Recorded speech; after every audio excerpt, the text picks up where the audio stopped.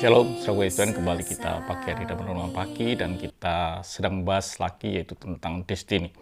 Saudaraku yang kasih Tuhan, kita akan melihat bahwa kemarin kita telah lihat bahwa destiny Tuhan harus diselesaikan dengan cara Tuhan. Dan bagaimana kalau kita ini supaya kalau kita sudah menyimpang dari jalan Tuhan sehingga kita rencana Tuhan tidak jelas dalam hidup kita, bagaimana caranya kita ini bisa memperoleh kembali akan rencana Tuhan dalam hidup kita. Saudaraku yang dikasihi Tuhan, ketika Yakub sudah begitu lama di Laban, dia ingin kembali. Dia mengalami ketakutan, dan satu kali dia menyingkirkan semuanya, dan dia tinggal seorang diri. Ini dikatakan dalam Kejadian 32 ayat yang ke-24. Lalu tinggallah Yakub seorang diri, dan seorang laki-laki bergulat dengan dia, sampai fajar menyingsing. Ini yang terjadi. Ini awal satu pemulihan, ini awal di mana rencana Tuhan, destiny Tuhan dinyatakan kembali kepada Yakub pada waktu itu. Ketika apa? Ketika mereka bergulat.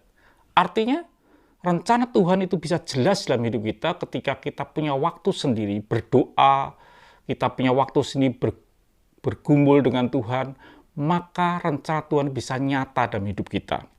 Dikatakan saudaraku kasih Tuhan di dalam ayat yang ke-26, lalu kata orang itu, biarkanlah aku pergi karena fajar telah menyingsing. Saud Yakub, aku tidak akan membiarkan engkau pergi jika engkau tidak memberkati aku. Ini yang terjadi, bahwa dia minta supaya ada berkat sampai dalam kehidupan dia. Lalu saudaraku yang kasih Tuhan, dikatakan di ayat yang berikutnya, lalu kata orang itu, namamu tidak akan disebut lagi Yakub, tetapi Israel, sebab engkau telah bergumul melawan Allah dan manusia, dan engkau menang.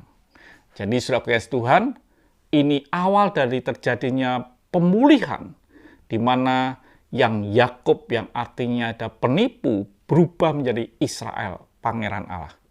Menjadi sesuatu yang baru dalam hidup kita. Ini harus terjadi. Caranya bagaimana? Hanya ada satu cara, yaitu saudara berdoa.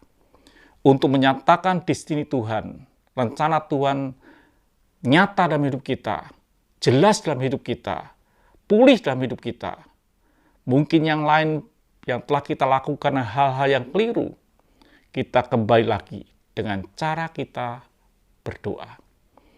Dengan bergumul dengan Tuhan, dengan berdoa, membuka hati kita, membuat rencana Tuhan nyata di dalam kehidupan kita.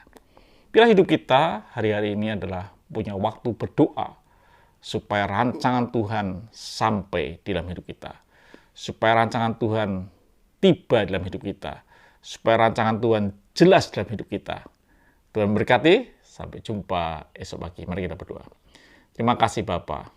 Biarlah kami punya waktu berdoa supaya rancangan-Mu jelas, nyata dalam hidup kami. Haleluya. Amin.